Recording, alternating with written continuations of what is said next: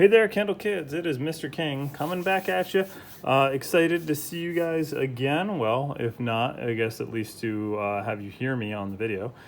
So for you remote learners out there, I'm going to show you guys project A number 1 for the year, which there's two things you're going to need: a pencil and a paper. That's it. Easy. If you want to have a marker, that's cool, but you really only need these two things. Hopefully one with an eraser, because we will be making mistakes. And just to let you know, this project is about working with mistakes. So when you're working on this one, don't worry about it, guys. You're going to make mistakes. Failure is part of art, and that is a good thing. And that really is what separates somebody who might just doodle a little bit from somebody you'd really call a true artist, is just their ability to work through mistakes and challenges. So what we are going to do from A number 1 is just to fold our paper in half, hamburger style. And once you've done that, you're going to take your paper and you are going to fold it one more time. And by the way, you can use any regular blank piece of paper you want. I'm just using cardstock because it's a little easier for you guys to see these folds happening. So I'm going to fold it once, fold it twice, and then I'm going to unfold it. How many rectangles will I have? Well, 2 when I unfold it once, 4 when I unfold it twice. And then once you've done that, you are going to take your paper and you are going to fold it hot dog style. And now how many rectangles? Well, we had 2 and then 4, and now we will have 8, because every time we do that, we are multiplying by 2. So what's going to happen here is that we have now 8 of these little rectangles. To make this easier for you, or myself even, I like to draw just a nice little line going down across these folds to make it easier to see each one of these rectangles in their separate space. Okay, so for this next part, you are going to follow along and copy with me. Now, you do not need to number these rectangles, you just need to draw these shapes that I tell you to right here. So the first one, you're going to draw an upright V, meaning upside down, I should say. Actually, it was an upright, it's upside down. The next one, you're going to draw a half of a circle. Now, I'm going to have mine facing kind of a cup, like that, so like a really, really shallow U. The next one, you're going to have a diagonal line going almost all the way across. The next one right over here, you are going to have a zigzag. Now, I'm going to go from the upper left down towards the lower right, kind of like a lightning bolt. Down over on this one right here, we are going to have an oval. Now, if you don't make a perfect oval, do not worry about it. In fact, that kind of helps the project, so don't fret.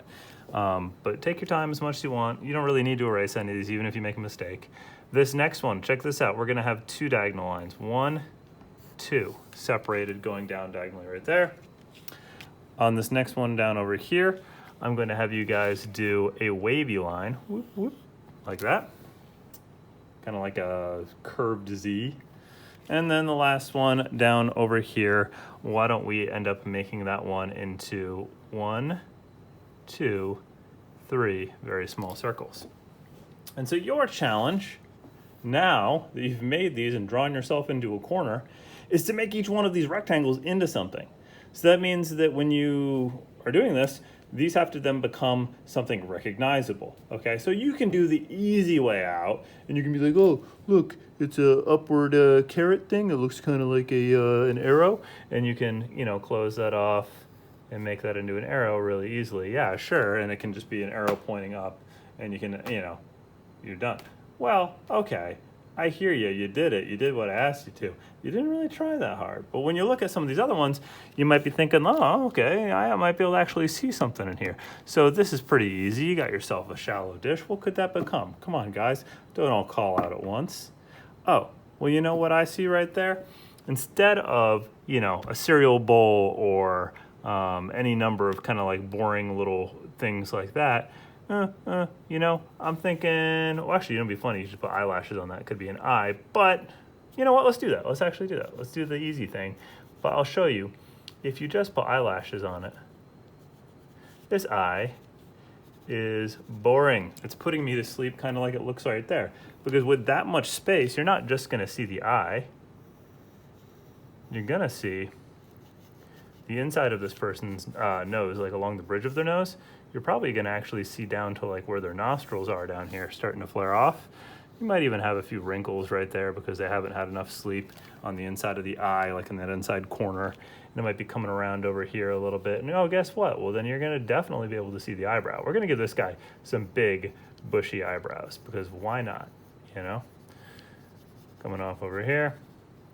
And yeah, he hasn't gotten them trimmed for a long time, so they're flying away from him.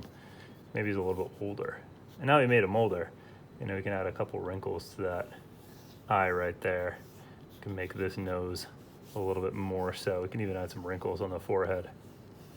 And now, instead of a boring little eye like that, where that just is, you know, with eyelashes, you got a lot more going on, and that's a little bit more interesting.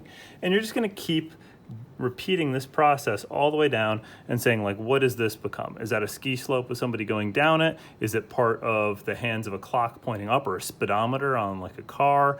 Is it the side of a roof? Who knows? Obviously, we got kind of a evergreen pine tree thing going on over here, but it could be a lightning bolt. It could be a million things over.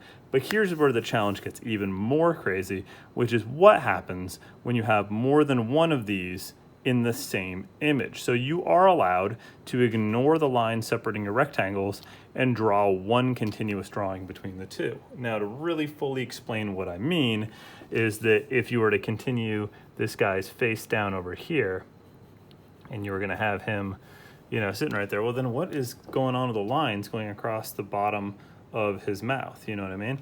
So instead of just stopping it right there and saying that's the end of that, well, what if this actually is a straw and he's not asleep, he is just thoroughly enjoying his delicious, let me just finish out a little more of that. We gotta get the oval down there for the glass. Delicious glass. Well, I don't know, whatever kind of soda pop you really love that way. So I'm gonna draw that, you know, I'd add the bubbles to it. I'd have my mouth right there. Let's darken some of the lines in. So you guys can see now we've got a drawing that combines two of the rectangles together. Isn't that amazing? Mr. King's just so creative that way. So guess what? You can't do an arrow, you can't do a face anymore, and you know, a guy drinking soda, because that'd be cheating, because I already thought of that. Ha ha ha.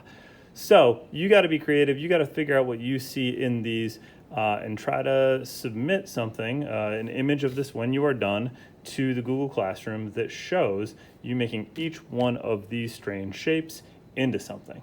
I'd like you to follow the ones that I have done, because art oftentimes puts parameters on you with materials or what you're trying to accomplish. So I think it's fair of me to say it's got to be the upside down V, it's got to be the really shallow U, it's got to be a diagonal line right there. So, you know, that way you're not just kind of going, well, I really know how to draw SpongeBob, so what happens if this one happens to be a rectangle? Well, too bad, kid. You're not going to be able to always draw SpongeBob. Or you could actually make this into SpongeBob, because, you know, that could be SpongeBob. That could be I mean, they all kind of could be. Never mind. I guess you could keep drawing SpongeBob. So anyways, that's it. If you are a parent watching this to help your middle level student out in the elementary school grades, remember this is for grades 3 and 4. What I would just suggest to you is if you want to do the initial drawing, the copying of what I've created first for them, that's totally fine. Or they can definitely handle doing it themselves. You really don't have to do anything for this. Just make sure they've got paper and a pencil. For future classes, I will ask that if you do not have some sort of marker, it doesn't need to be Mr. Sketches, but if you don't have Crayolas, if you don't have any water-based markers, you don't have rose art, you don't have anything at your home, it would be great if you could run over and grab something the next time you are out the grocery store so they have something to color with. I like having crayons, markers, and if possible, colored pencils, regular pencils, and white paper on hand. That's the stuff that you kind of need. If you got glue sticks, that's amazing too. Liquid glue does help, but you know, we can make things work. If you can't get that material for some reason, please make sure you email me, contact me. I will either point you towards an organization that will get you free materials, or I will simply get them out of the classroom and get them to your student for you to be able to use. And we'll either set up a pickup time or a drop-off time. So That's, I think, going to be helpful. Anyways, have a great day, guys, and I will see you next time for the next project. This one right here is just a quick 45-minute exercise on creativity, and to give you an idea of, sometimes it feels like you can't do it, but if you give yourself a little bit of thought time, if you give yourself the ability to make mistakes, I think you'll be surprised at how cool of art you can do. So I'm excited to see how creative you guys get. Oh, and by the way, if you so desire, this is not going to be part of any grade, but you can add color to this. So if you got some colored pencils and you want to jump into this and add color and really finish it up, that's fine. Go right ahead. But I'm not going to tell you have to. You definitely just stick with pencil on this. So see you guys next time. Awesome. Bye-bye.